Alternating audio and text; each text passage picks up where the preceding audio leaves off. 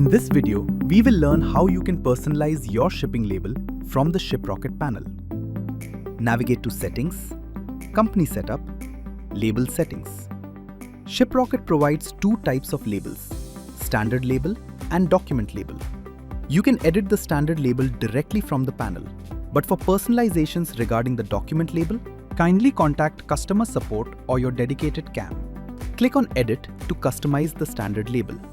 You'll be landed on the Label Editing page where you can customize the label your way.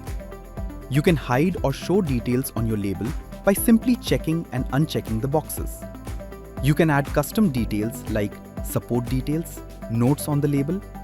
You can also adjust the font size, text formatting, and change positions of sections by simply dragging the sections. Once you have completed editing, click on Save Changes to save the label. Now you have a customized label ready to use.